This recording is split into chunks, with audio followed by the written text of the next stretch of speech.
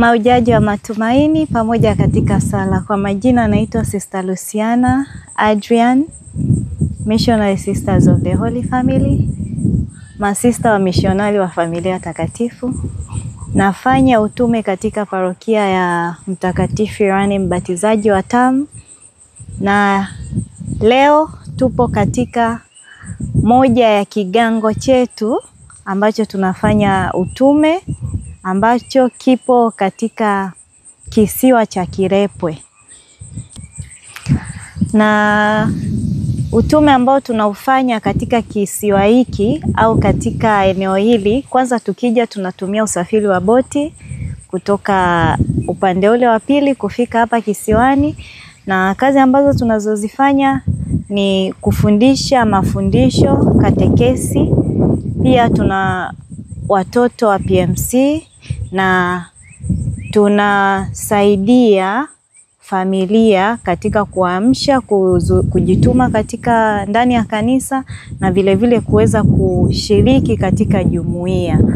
Tuko na jumuiya moja katika upande huu, na tuko na familia za Wakristo takribani 5 ambazo wote ni wabatizwa ndani ya kanisa Katoliki na wote wanashiriki imani ya kanisa Katoliki. Licha ya changamoto ambayo inapatikana katika upande huu, ambapo mara nyingi at least mapadri wetu wanaweza kufanya misa mara moja kwa mwezi.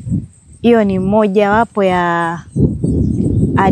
mojawapo ya faida ambayo tunajivunia katika utume wa mapadri wetu, tukishirikiana na masista na katekista wetu ambaye kila wakati yeye anakuja huku kwa ajili ya kufanya ibada siku za Jumapili. Na mimi katika upande wangu wa pastro wa kichungaji nafika huku kila Jumatano kwa ajili ya mafundisho na shughuli za kitume mbalimbali, kuwasaidia vijana na watoto katika mafundisho yao. Kutokana na uhaba wa maendeleo katika kisiwa hichi, hapa nyuma yangu hili ndilo kanisa ambalo tunatumia katika kukutana kila Jumapili, na hili ndilo kanisa ambalo linatumika kwa katikati ya wiki kama darasa kwa ajili ya kufundishia mafundisho na kufanyia mikutano mbalimbali. Ikumbukwe kwamba katika kisiwa hiki cha Kirepwe mzunguko wa pesa ni mdogo sana, na watu wa hapa wengi wanategemea ukulima mdogo mdogo na uvuvi wa samaki.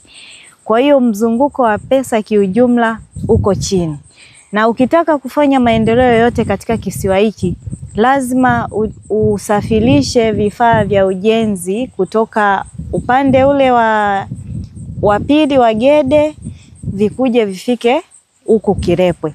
Sasa hiyo ni moja ya changamoto ambazo zinasababisha muendelezo mdogo sana wa maendeleo, hasa katika majengo kama hili jengo letu la kanisa. Tunaangalia kila kitu ambacho kimetumika hapo kujenga hili kanisa kimesafirishwa kutoka upande wa pili, na si kitu rahisi. Tunawashukuru watu wote, wafadhili mbalimbali, Wakristo wetu wa jimbo la Malindi kwa jitihada wanazozionyesha katika kuendeleza makanisa yetu na katika kujenga imani kwa kupitia project mbalimbali ndani ya jimbo letu la Malindi.